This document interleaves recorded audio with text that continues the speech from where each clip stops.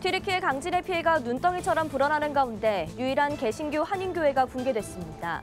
현지 선교사를 연결해 구조 상황을 취재했습니다. 글로벌 식량 위기로 굶주림에 처한 어린이들을 위해 도움의 손길이 필요하다는 목소리가 나옵니다. 최근 한 OTT 연애 콘텐츠에서 동성 간 소개팅이 주목받으면서 시청 연령 제한 기준을 두고 논란이 되고 있습니다. 구티비가 준비한 기후위기 기획 두 번째 시간으로 지구 온도 상승을 히로시마 원자폭탄과 비교할 때 드러나는 문제점과 대안에 대해 취재했습니다. 기독교 국제구호단체 사마리안 퍼스가 튀르키예 지진 피해 현장에 도착해 본격적인 구호 활동에 나섰습니다.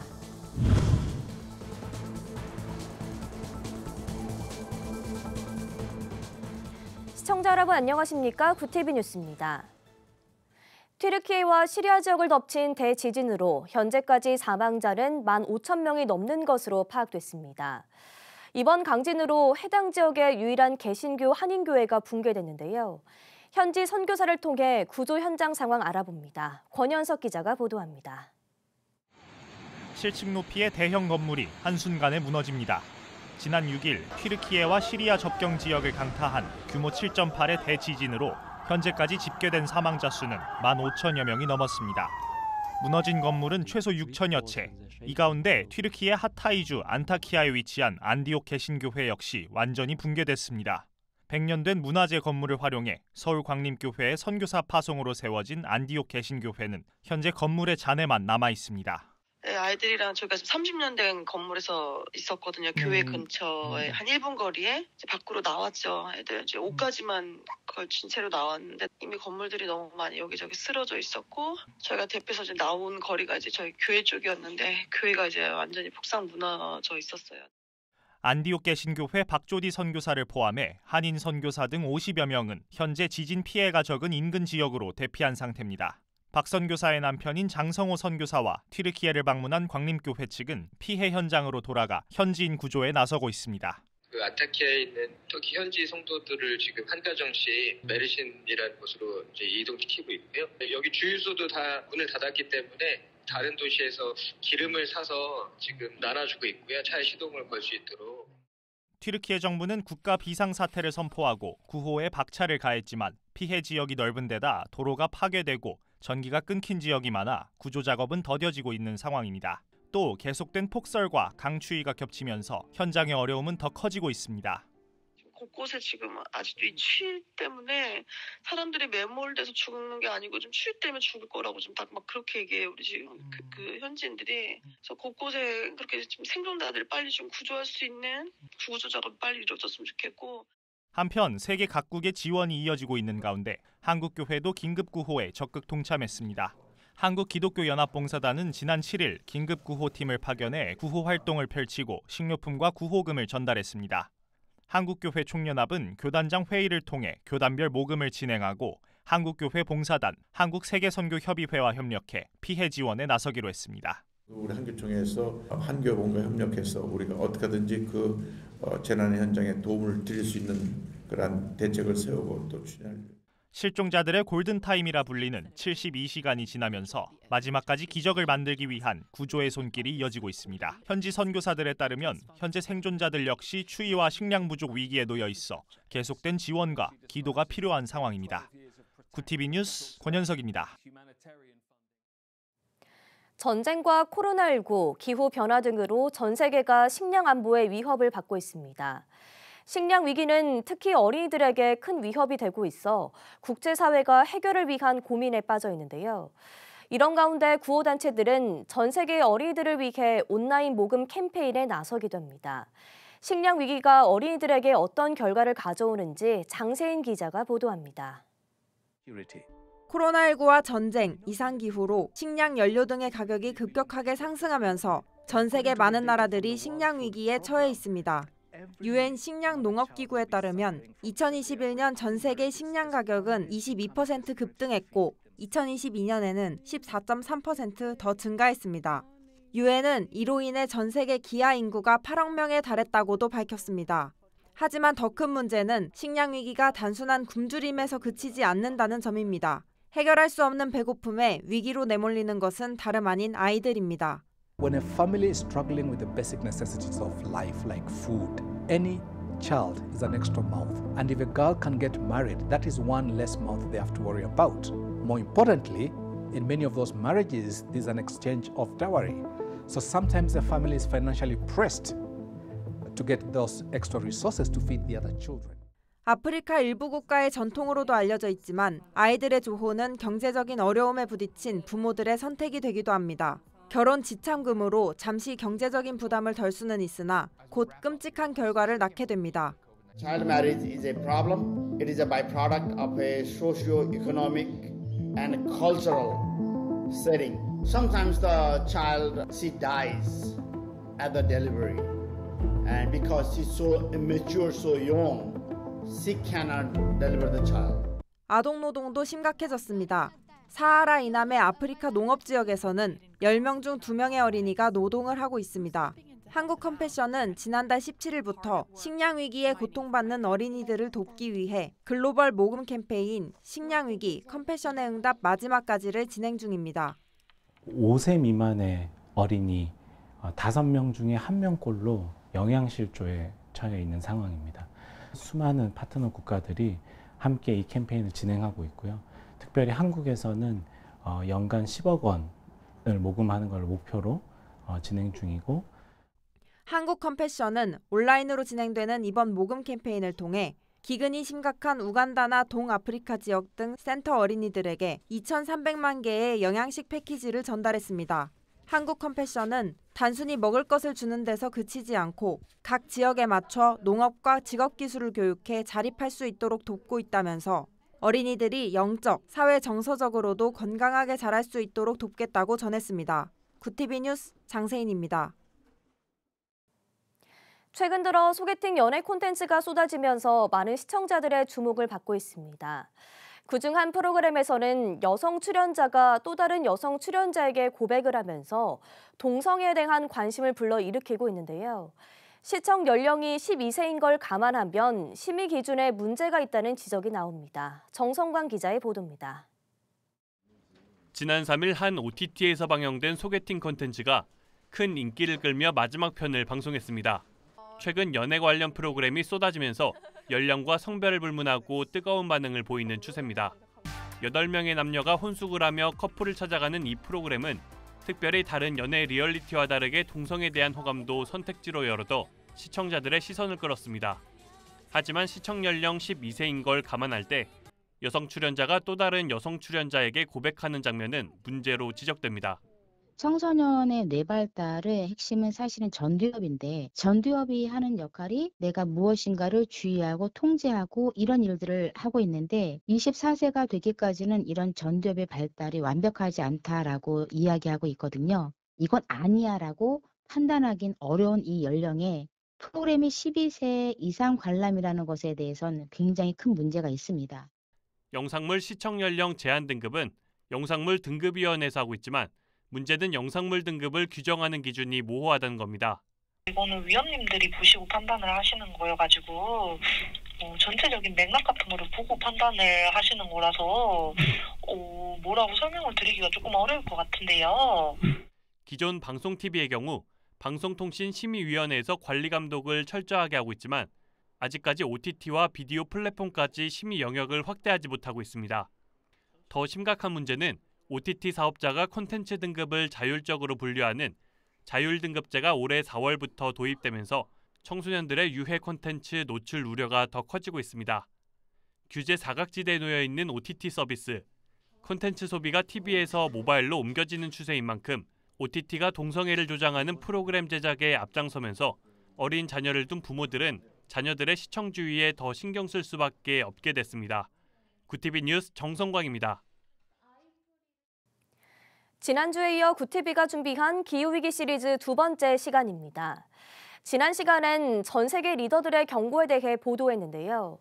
오늘은 지구온난화의 원인, 온실가스 발생의 문제점을 심층적으로 짚어보고 대안을 집중 조명합니다. 김효미 기자가 보도합니다. 인류를 위협하고 있는 지구 온도 상승의 주요 원인, 화석 연료.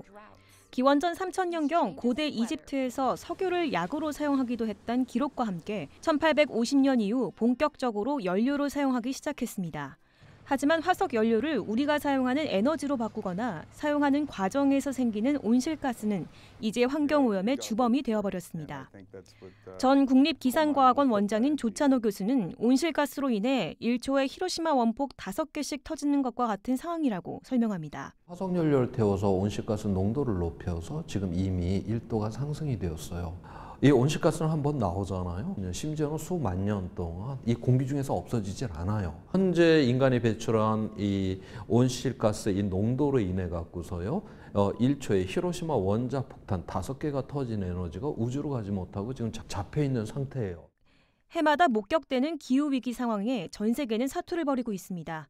대안으로 모색하는 에너지 중에서 신재생 에너지의 중요성은 더욱 커지고 있습니다. 이 에너지의 판을 바꿔야 되는 거고 그 다음에 대안이 바로 이제 재생 에너지라고 하는 분야의 모든 기술 혁신이 지금 다 들어있고 그다음에 대량 생산이 다 여기서 일어나기 때문에 에너지 패러다임의 변화로 각국에서는 그리드 페리티를 달성하기 위한 노력이 이어지고 있습니다. 그리드 페리티는 석탄 등 화석연료와 태양광, 풍력 등을 이용한 재생 에너지의 발전 비용이 같아지는 시기를 말합니다. 그리드 페리티를 달성한다는 것은 신재생 에너지가 그만큼 경제성을 갖췄다는 것을 의미합니다.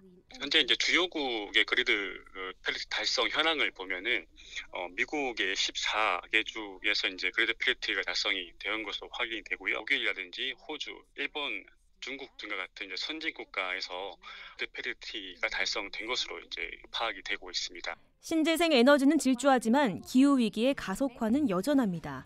대응에 대해 조찬호 교수는 인간의 욕망을 다스리는 것이 중요하다고 잘라 말합니다. 지금 현재 기술력으로다가는 이제 충분히 2030년까지 지금 현재 우리가 배출하고 있는 그 온실가스의 절반 이상을 지금 줄일 수 있다고 그렇게 보고 있어요. 과학기술이 시원찮아 갖고 우리가 기후위기를 대응 못하는 일은 없어요. 바로 우리 인간의 그런 욕망을 갖다 낮추는 바로 사회 정치적인 이러한 결정만이 지금 우리 앞에 놓여 있다라고 하는 거죠. 기후변화에 관한 정부 간의 협의체 IPCC의 6차 보고서에 보면 기후변화의 원인은 확실한 인간의 영향이라고 발표한 바 있습니다. 인간의 욕망을 다스려 함께 공존하는 지구가 필요한 시점입니다. 구티비 뉴스 김효미였습니다. 기독교 국제구호단체 사마리안 퍼스가 튀르키예 지진 피해 현장에 도착해 본격 대응을 시작했습니다. 사마리안 퍼스는 가장 큰 피해를 입은 튀르키예 지역에 긴급 재난대응팀 70여 명, 환자 침대 52개, 약국과 수술실을 갖춘 긴급 요들병원을 배치할 계획입니다. 사마리안 퍼스 코리아 대표 크리스 위크스는 이 위기에 긴급하게 대응하기 위해 한국교회와 협력을 기대하고 있다며 튀르키예 지진 피해 이웃을 돕는 일에 동참하자고 전했습니다. 세계교회협의회 WCC가 현지 시간 지난 6일 튀르키예와 시리아 지진 피해자 확인 작업과 실종자들의 안전을 위해 기도하자고 밝혔습니다. WCC 총무 제리 필레이 박사는 생명의 하나님께서 사랑하는 사람을 잃은 이들을 위로해 주시길 함께 기도하자고 권면했습니다. 이어 희생자들과 유가족을 돕고 있는 시리아와 튀르키예의 교회와 지역사회를 위한 기도가 필요하다고 덧붙였습니다. 지진 발생 이후 현지 교회들은 교인들의 생사를 파악하는 데 주력하고 있습니다.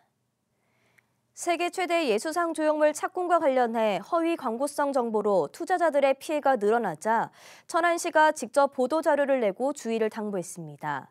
9일 천안시는 2018년 10월 한국기독교기념관이 높이 32m의 예수상을 건립하기 위해 공작물 축조 신고를 했지만 서북부는 불가를 통보했고 한국기독교기념관의 종교시설 용도의 건축 허가 역시 건축물 착공 신고 절차를 이행하지 않아 지난해 4월 취소됐다고 밝혔습니다. 시 관계자는 한국기독교기념관 사업은 착공도 불투명한 상태로 시민들의 재산상 피해가 우려되므로 시민 여러분의 주의를 당부한다고 말했습니다.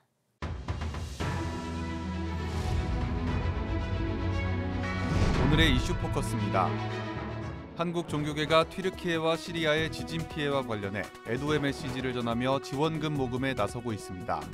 한국교회 총연합 이영훈 대표회장은 형제국가인 튀르키예에서 연쇄 대지진으로 사망자와 피해가 생긴 것에 대해 깊은 위로를 전한다며 애도의 메시지를 전했습니다. 또한 기독교 윤리실천운동, 국제민간교류협회 등 18개 단체는 오는 10일부터 다음 달 10일까지 튀르키예 시리아 지진 피해 지원 긴급 모금을 하기로 했습니다. 천주교 서울대교구 한마음 한몸 운동본부는 긴급 구호 자금을 모금해 지원할 예정이며 대한불교 조계종 역시 지난 8일부터 모금 활동을 시작했습니다. 북한이 인민군 창건일 75주년을 맞아 개최한 열병식에서 고체연료 대륙간 탄도미사일로 추정되는 신무기를 공개했습니다. 조선중앙통신은 평양 김일성 광장에서 열린 열병식에서 북한 ICBM 화성 17형과 함께 고체연료 ICBM으로 보이는 신형 미사일의 사진을 9일 공개했습니다.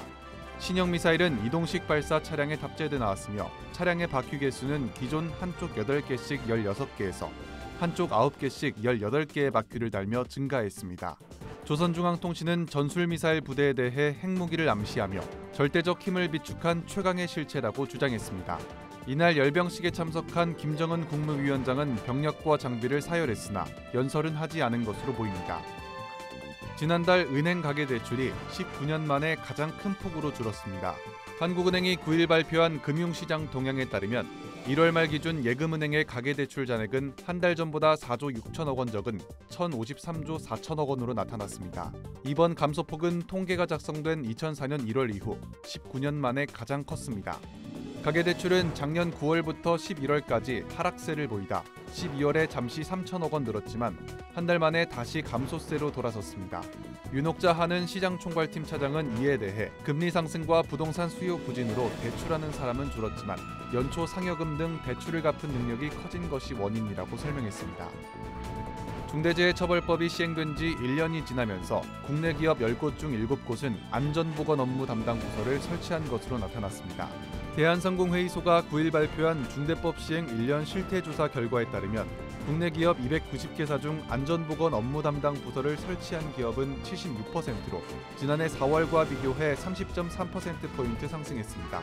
하지만 사원수 300인 미만의 중기업과 50인 미만의 소기업의 안전 담당 부서 설치 비율은 각각 67%와 35%로 여전히 법 준수에 어려움을 겪고 있었습니다.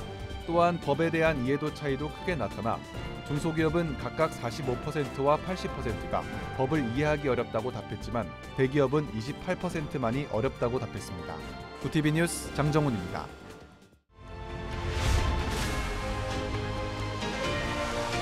구티비 월드와이드입니다.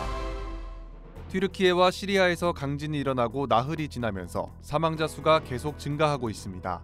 우리나라를 비롯해 여러 국가에서 구조 인력을 파송하고 있지만 사고 현장이 넓고 구조 여력이 부족해 희생자가 불어나고 있습니다. AFP 통신 등 외신과 구조대에 따르면 9일 새벽까지 튀르키예 지역의 사망자 수는 12,000명을 넘었고 시리아에선 3,000명 가까이 숨진 것으로 나타났습니다. 두 국가의 희생자 합이 15,000명을 넘기면서 2015년 네팔 대지진 당시 피해 규모를 이미 넘어섰습니다.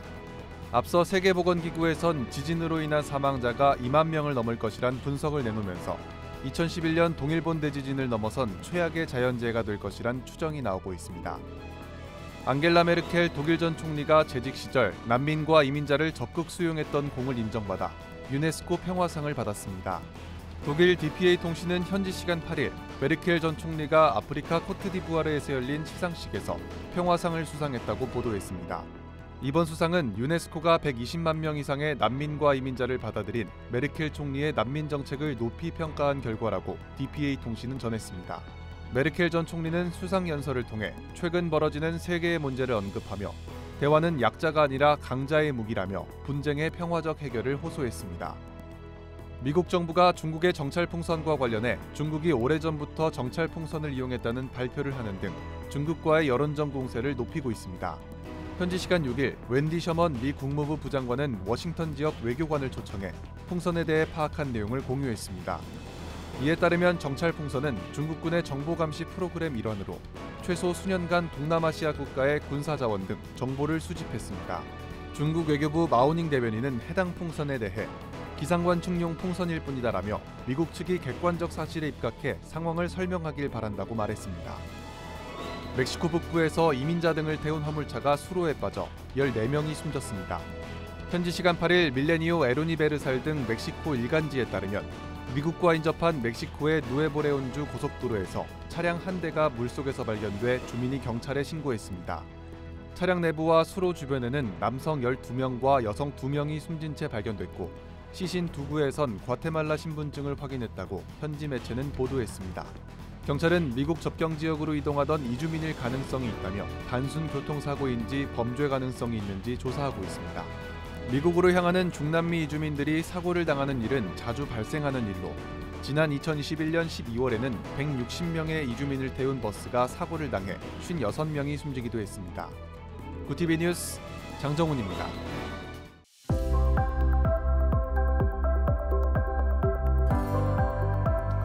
내일은 전국적으로 눈과 비가 내리겠습니다. 경남 북서 내륙에 최고 15cm의 폭설이 쏟아지겠고 경북 북동 산간에도 7cm 이상의 많은 눈이 예상됩니다. 이들 지역에는 밤사이 대설특보가 내려지겠습니다. 또 제주도에 최고 60mm, 남해안에도 30mm 이상의 많은 비가 내리겠고요. 서울 등 수도권에도 상대적으로 적은 양의 눈비가 예상됩니다. 이어서 전국 날씨입니다. 내일 한낮 최고 기온은 서울 9도, 강릉 5도가 예상됩니다.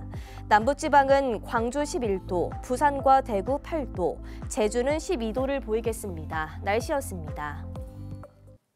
튀르키예 강진 해당 지역의 유일한 한인 개신교회가 붕괴됐다는 안타까운 소식 전해드렸습니다.